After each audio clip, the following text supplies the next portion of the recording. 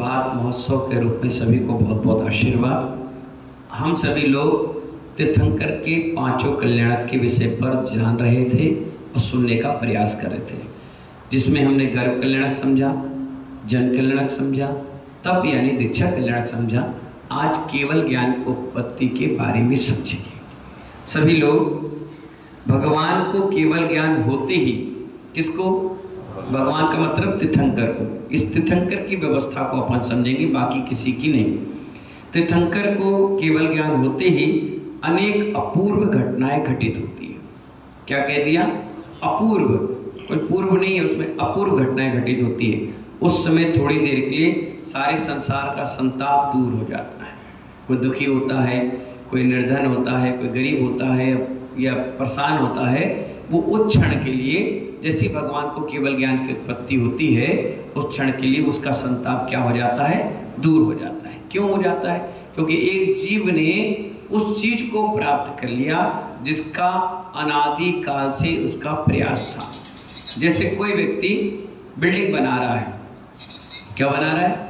धीरे धीरे धीरे 10 साल 20 साल में प्रोजेक्ट पूरा होगा तो आदमी को कितनी खुशी हुई। जैसे राम मंदिर का मुद्दा है, 300-400 साल में कंप्लीट हो पाया। जब बनेगा 24 जनवरी को उद्घाटन होगा तो योगी हो, चाहे मोदी हो, चाहे आप हो, चाहे हम हो, सबके अंदर एक खुशी होगी कि राम मंदिर बन गया। ऐसे कोई अपना मंदिर है, 10 साल 20 साल हो गए, अपने जयसवाल मंदिर का था, चंदा प्रभु जो कुएं से प्रकट हुए, 32 साल के बाद ऊपर वेदी में पहुंचे, उसकी खुशी कितनी थी। कोई व्यक्ति 10-20 साल से ब्रह्मचारी है और अचानक उसकी दीक्षा फाइनल जो दीक्षा हो, वो क्षण कितना प्यारा रहता है। कोई 35 साल का युवा है, शादी नहीं हो पा रही, और अचानक से पक्की हो जाए और शादी की बरमाल हो जाए, उसकी खुशी का ठिकाना नहीं। कई 10-10, 15-15 साल बच्चे नहीं हो पाते किसी के दाम्पत्य जीवन में, और अचानक कोई बच्चा आ जाए घर में, प्रेग्नेंट हो जाए लेडी और वो बच्चा जन्म ले, कितनी खुशी। इससे हजार ज्यादा गुना खुशी किसको मिलती है? भगवान की केवल ज्ञान। इसलिए मैंने व्यवहारिक जीवन आपको बताया कि आप कोई बच्चा पास हो जाए, कोई काम में सक्सेसफुल है, कितनी खुशी मिलती है, लोग रोने लगते हैं। जब कुंडलपुर के बड़े बाबा विराजमान हुए तो विद्यासागर जैसे महाराज भी, आचार्य विद्यासागर जैसे महाराज भी भावुक हो गए। क्या हो गए? तपस्या थी। जैसे बरासो बनते बनते कंप्लीट हो रहा है, जिस दिन कंप्लीट होगा तो हमारे ऐसे भी हो जाएगा कि देखो यार हमने इतना अच्छा काम कर लिया। समझना मास्टर साहब? तो ऐसे ही भावुक के क्षण होते हैं जिससे हमारा संताप दूर हो जाता है। तो संपूर्ण लोक में आनंद और प्रसन्नता फैल जाती है, सबको खुशी मिलती है कि आज हमारे भगवान को क्या मिल गया? केवल ज्ञान मिल गया। सारी प्रकृति प्रफुल्लित होती है, मानो भगवान का परम विजय श्री का सम्मान करने उतावली होती हो। आचार्य क्या करें? सभी लोग खुश हो जाते हैं, आनंदित हो जाते हैं। आप देखना पंचगणक के दिन, जिस दिन केवल ज्ञान के होते हैं, तो जैसी घोषणा होती है, शंख बजता कि हाँ भगवान केवल ज्ञान हो गया, सब नाचने लगते, खुश हो जाते हैं। कभी कभी देखना पंचगणक में, है ना, केवल ज्ञान उत्पत्ति होते ही 3 लोक में हलचल मच जाती है। क्या मच जाती है? पूरे 3 लोक में कि एक व्यक्ति ने केवल ज्ञान प्राप्त कर लिया। इस समय कल्पवासी, जोशी, वेतर, भवनवासी देवों के क्रमशः घंटा, सिंहनाद, दुमधुमी और शंख ध्वनि ये एक साथ बजने लगती है। समस्त इंद्रों के आसन जोर जोर से कंपायमान होने लगते हैं और उसे सूचना मिल जाती है कि हाँ किसी तीर्थंकर को केवल ज्ञान हो गया है।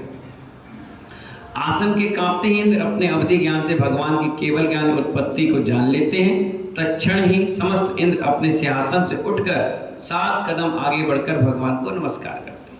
आज भी अगर आपको कहीं से सूचना मिल जाए, व्हाट्सएप पे, फेसबुक पे मिल जाए, या कोई फोन करके या सामान्य रूप से आपको बताए कि इस दिशा से सोनागढ़ से कोई साधु आ रहा है, या ग्वालियर से कोई साधु आ रहा है, या शिवपुरी से कोई साधु आ रहा है, तो आप क्या करते हो? बिल्कुल नहीं, वो तो कल आएंगे। आज क्या करोगे?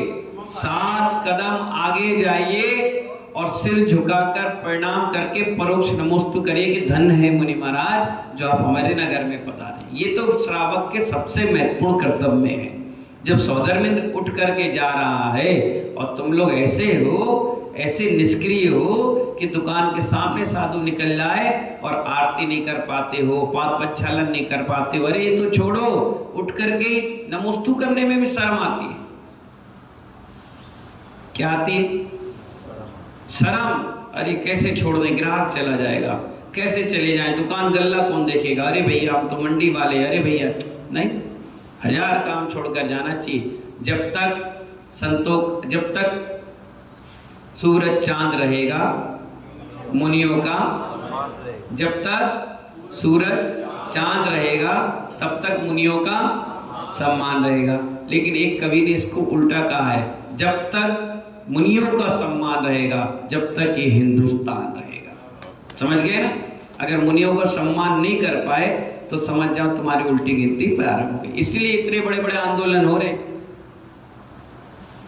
इतने बड़े बड़े व्यवस्थाएं बना जा रही है, क्योंकि जैन समाज साधु से है। साधु की पहचान जैन समाज से नहीं है, जैन समाज की पहचान निर्गंत साधुओं से है। ये निर्गंत साधु हैं, इसलिए लोग आपको जैन साहब कहते हैं। क्या कहते हैं? और अगर साधु नहीं हो तो तुम्हें कोई नहीं पूछ रहा।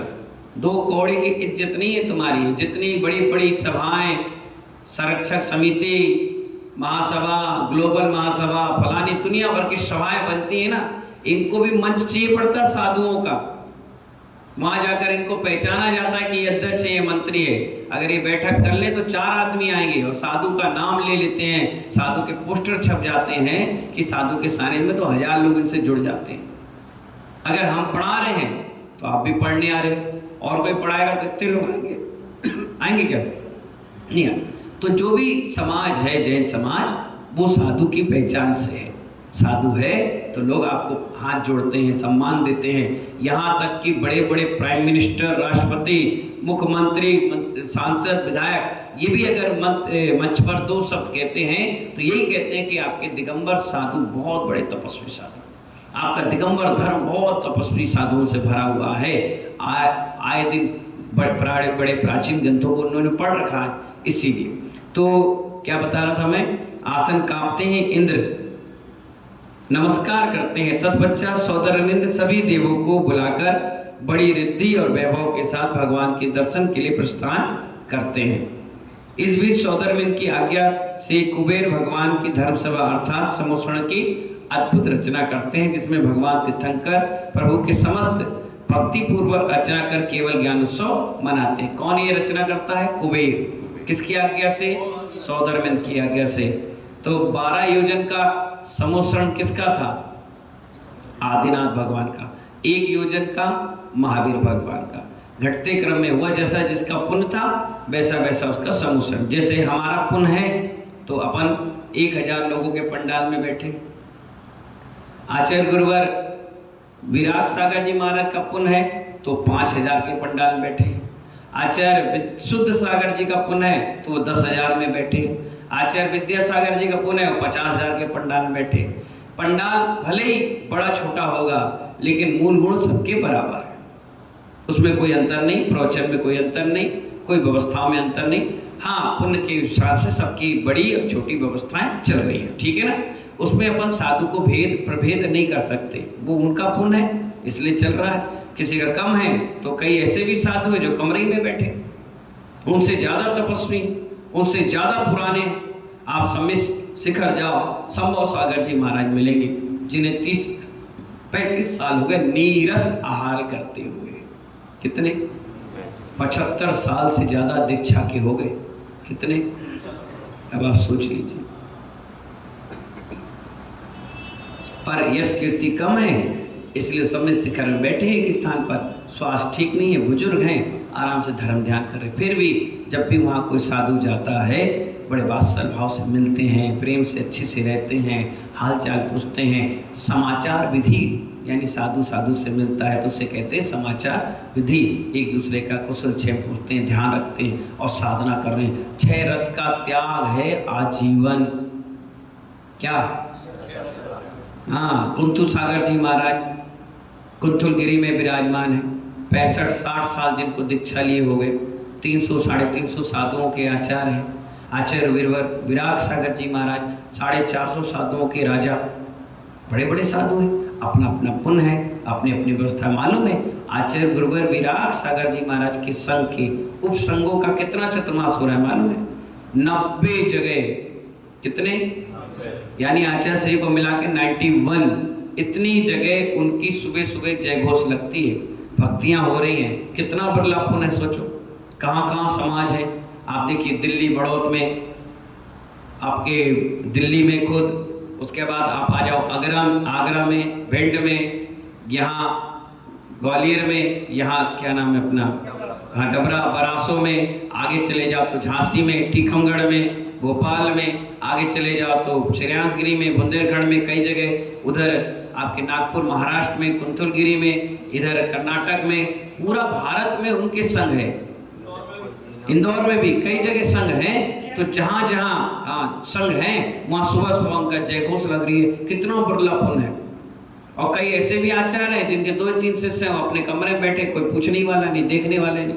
तो अपना अपना पुण्य। इससे ईर्ष्या नहीं करना चाहिए, तुलनात्मक नहीं करना चाहिए, भेद प्रभेद नहीं करना चाहिए, अपन को सबकी सेवा करना चाहिए। तो यहाँ क्या बता रहे हैं, कुबेर क्या करता है, उनका सम्मोषण की रचना करता है। जिसका जितना पुण्य है उस हिसाब से उसकी व्यवस्था बना दी जाती है। आदिनाथ भगवान का 12 योजन का था और महावीर भगवान का 1 योजन का था, उस हिसाब से सम्मोषण लगा दिया जाता है। आपके बगल में सोनागिर में 16-17 बार चंदा प्रभु भगवान का सम्मोषण आया, उनका भी लगभग 3-4 योजन का तो रहा होगा, 8.5 योजन का रहा। तो 8.5 योजन में 1 योजन समझ जाओ कितना, 12 किलोमीटर आज के हिसाब से, और वो तो महायोजन था तो 6000 किलोमीटर का 1 योजन था। तो आप सोच लीजिए कितना बड़ा एरिया होगा, कितना बड़ा एरिया। ये सब सम्मोषण के जीव थे इतने। अगर आप किलोमीटर में नापे तो 880 100 किलोमीटर से ज्यादा का एरिया हो गया। वहां से सम्मोषण आपके मुरैना तक पहुंच गया। कहां तक पहुंच गया? इसीलिए आप देखिए गोपाचल के आसपास पूरा एरिया 100-200 मंदिरों से भरपूर, वो भी ऐसे मंदिर जो 1000, 2000, 3000, 5000 साल पुराने प्रतिमाएं निकलती हैं। देखो खुदाई में आसपास में, ये बड़ी धार्मिक नगरी थी। लोगों ने इसे व्यापार की नगरी बना दिया, बड़ी धार्मिक नगरी थी। साधु का सेवा वैयावृत्ति खूब होती थी। अब लोग बार बार साधु यहाँ आते जाते हैं ना, तो उन लोग को ऑड हो गया, अरे कौन लगाए चौका, अरे कौन खिलाए। ये कोई विधायक आ जाए, अभी कोई मंत्री आ जाए तो आप देखो मिठाई आ जाएगी, नमकीन आ जाएगा, लीजिए ना भाई साहब, लीजिए ना भाई साहब, थोड़ा सा लीजिए भाई साहब, क्यों नहीं ला रहे, थोड़ा सा लो, बड़े मेहनत से बनाए भाई साहब लो। और निर्गन साधु आ जाए, जबकि वो विधायक मंत्री आएंगे तो खाएंगे पिएंगे उल्टी सीधी चीज, और तुम्हारे निर्गन साधु आहार लेकर आएंगे तो जाप तो करेंगे, स्वाध्याय करेंगे, ज्ञान अर्जन करेंगे, चर्या पालन करेंगे। उसी का तो पुण्य आप खा रहे हैं। आज जो पिछला दिया था वो आज खा रहे हैं, आज दोगे तो अगला खाओगे, नहीं तो भिखारी की तरह जिंदगी जीना पड़े। समझ गए? तो क्या कह रहे थे अपन, कुबेर क्या करता है, सम्मोषण की रचना करता है। और सम्मोषण की रचना करने के बाद केवल ज्ञान उपरांत भगवान जीवन पर्यंत ग्राम नगरों में विहार करते हुए धर्म का उपदेश देते हैं। वो जिसका पुण्य होता है वहाँ चले जाते हैं और वहाँ बैठ करके धर्म का उपदेश देते हैं, लोग सुनते हैं और आनंदित होते हैं। इसके बाद वे मुनि आर्य का श्रावक सहायिका रूप चतुर्विध संघ को स्थापना करते हैं। अब वो किसी को लौंग लेकर, पिच्छी लेके, कमंड लेके दीक्षा नहीं देते, ना कहते तुम दीक्षा लो, वो तो प्रवचन देते हैं।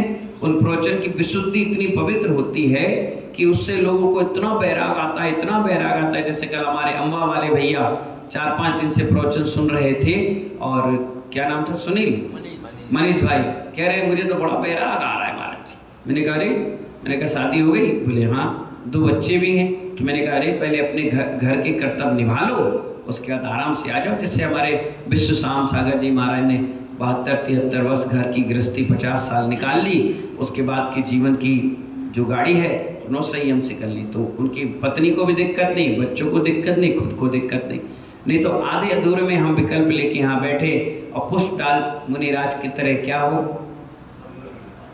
विकल्प आए कि मेरी पत्नी, मेरे बच्चे नहीं। कोई निसल्लोवृत्ति होते हैं हमारे यहाँ साधु। जैसे हम बाल ब्रह्मचारी, तो ना हमें माँ की फिक्र, ना पिता की, ना भाई की, ना बहन की, अपने मस्त घूम रहे, हमें टेंशन नहीं, क्योंकि हमने कीचड़ में पैर डाले ही नहीं। और कीचड़ में डाल भी दिया लोगों ने तो उसको साफ करके वापस निकाल लिया। अब तुम कीचड़ में भी नहीं डालो और साफ भी ना करो, बीच की स्थिति में गड़बड़ हो जाएगी। इसलिए पहले अपने कर्तव्य को पूर्ण कर लो और आराम से आ जाओ। बच्चे इस लायक हो जाएं कि अपने पैर पर खड़े हो जाएं, गृहस्थी जमा ले। और बाकी तो बैराग की कोई सीमा नहीं होती। पेट में बच्चा है और पति ने पेट में टीका कर दिया, बोले जो है तो महाराज बना देना, माता जी बना देना, अपन तो चले भैया, अपन गए। तो ऐसा भी वैराग है। तो अपन किसी के लिए मना नहीं कर सकते कब किसका नियोग आ जाए, काल अवधि आ जाए। अपन तो आज के व्यवहार दृष्टि से कहते हैं कि भाई अपने ग्रस्त जीवन को संभाल लो। कल के दिन आप आ गए और बैठ गए, ब्रह्मचारी बन गए, हमने नियम संयम भी दे दिया आकुलता में, अब तुम्हारे मन खराब हो रहा, पत्नी रो रही, बच्चे रो रहे, गौर लोग दो चार बचा, तुम लगे पीछे कमंडल छोड़े भाग गए, तो इससे सबसे ज्यादा हंसी होगी। पहले मजबूत हो जाओ। पहले क्या हो जाओ, कोई भी मकान बनाने से पहले नीचे नींव मजबूत बनाई जाती है। 15 दिन 20 दिन उसको तराई करके कि मजबूत, जब वो पिलर मजबूत खड़े हो जाते हैं तब जाकर उसमें चिनाई करते हैं और फिर छत ढालते हैं। अगर मजबूत पिलर ही नहीं रहा, नीचे का नींव ही नहीं रही और आपने पिलर बना दिया, तो मुश्किल 2-4-5 साल में धराशायी हो जाएगा, तो उसमें ज्यादा नुकसान होगा। पिलर अगर मजबूत बनाना है तो थोड़ा सा पुरुषार्थ करो, ठीक है ना। तो वो क्या करते हैं, चतुर्विध संघ की स्थापना करते हैं और वो प्रवचन देते हैं। प्रवचन से लोग इतने प्रभावित होते हैं कि जो प्रवचन सुनने आया वो फिर घर लौटकर नहीं गया, वहीं केसरोज करा उसने, वहीं पिछी कमंडल लिया और सीधे उनके साथ विहार करते हुए चले गए। लाखों मुनि, लाखों आरिकाएं, 25 लाख आरिका, 5 लाख मुनि, 2 करोड़ श्रावक साविका। अब आप सोचो कितनी बड़ी धर्मसभा लगती होगी, इन्हीं से भर जाती होगी। करोड़ों लोग बैठकर उनका धर्म उपदेश बड़ी शांति से सुनते हैं, है ना। तो उनका उपदेश प्राणी मात्र के लिए होता है, किसी व्यक्ति विशेष के लिए नहीं। देव, दानव, मनुष्य, त्रियंत सभी समान भाव से भगवान का उपदेश सुना करते हैं। जैसे भगवान को केवल ज्ञान हो जाता है तो 18 प्रकाश के दोषों से वो रहित हो जाते हैं। क्या हो जाते हैं? पहला कौन सा? क्षुधा, यानी अब उनको भूख नहीं लगेगी, अब वो आहार करने नहीं जाएंगे। पहले जाते थे, कब तक जाते थे? जब तक उनको केवल ज्ञान नहीं हुआ, मन पर ज्ञान था, अवधि ज्ञान था, जब तक वो क्या करते थे? आहार के लिए भोजन करते थे, है ना। अब एक और दोष खत्म हो गया, क्षुधा का। क्षुधा यानी भूख। दूसरा तृषा, दूसरा कौन सा? तृषा। तीसरा भय, अब डर नहीं है, बिल्कुल जीरो हो गया। राग, अब राग भी नहीं है। द्वेष, द्वेष भी खत्म। मोह, ये भी खत्म। चिंता, एक रत्ती भर भी नहीं। जरा, ये भी नहीं। रोग, किसी प्रकार का नहीं। मृत्यु, अब मरने का काम ही नहीं, अब तो जो आयु पूर्ण होगी तो सीधे निर्माण। जैसे होती ना अकाल मृत्यु, अटैक आ गया, अभिमन्यु कोई ताम झाम नहीं, उनकी तो पूर्ण आयु होगी। खेद, श्वेत, मद, रति, विस्मय, जन्म, निद्रा और विषाद। निद्रा भी क्या हो गई? जीत गया। अभी तक सोते भी थे, अब सोने का भी त्याग हो गया। अब नासाक दृष्टि और 24 घंटे उनका धर्म उपदेश, 3 टाइम 4 टाइम धर्म का उपदेश, ठीक है ना। इस प्रकार कितने रोग, ये 18 प्रकार के ये दोष हैं शरीर से लगे हुए, आत्मा से लगे हुए, ये क्या हो गए? समाप्त हो गए। क्योंकि अभी तक भगवान को क्या था? घाती कर्म थे, अघाती कर्म थे, तो उसमें से 4 घाती कर्म नाश हो गए। इसीलिए ज्ञानावर्णी, दर्शनावर्णी, मोहनी और अंतराय, ये 4 कर्म नष्ट हो गए। क्या हो गए? नष्ट हो गए। तो ये जो दोष थे ये भी उसके साथ समाप्त हो गए। अब अनंत दर्शन, अनंत ज्ञान, अनंत वीर, अनंत ये सुख, ये सब क्या आ गया? अनंत अनंत आ गया। तो ये सारी चीजें गौण हो गई, समाप्त हो गई, खत्म हो गई। तो इस प्रकार से अपन ने आज तीर्थंकर के केवल ज्ञान की उत्पत्ति और 18 दोषों के बारे में पढ़ा, भगवान की सारी व्यवस्थाएं समझी। कल से संपूर्ण समोषण का वर्णन चालू हो जाएगा। समोषण किसको कहते हैं, समोषण होता कैसे है, समोषण और मंदिर जिनालय में क्या फर्क है, चैत्यालय किसे कहते हैं, कौन कौन सी प्रतिमाएं, कैसी कैसी व्यवस्थाएं उसके साथ रखी जाती हैं, कैसा हमारा वास्तु होना चाहिए। समोषण पूरा वास्तु का सुंदर नमूना है, बिल्कुल सिस्टम के साथ, कितनी सीढ़ी, कितना इंच, क्योंकि देवोपनीत व्यवस्था होती है, वहां पर कोई भी कमी नहीं रह सकती। इसलिए समोषण के हिसाब से ही हमारे जिनालय और हमारे मंदिर बनाए जाते हैं। कहीं भी थोप दिया, कहीं भी बना दिया, ऐसे काम नहीं चलते। आज अष्टमी है और दोनों मुनिराजों का आज उपवास है। क्या है? उपवास है। इस चतुर्मास का छठवां उपवास है। कौन सा? जाते ही हो गए महाराज के भी 1-2 जुड़ गए, मतलब 8-9 हो गए अभी।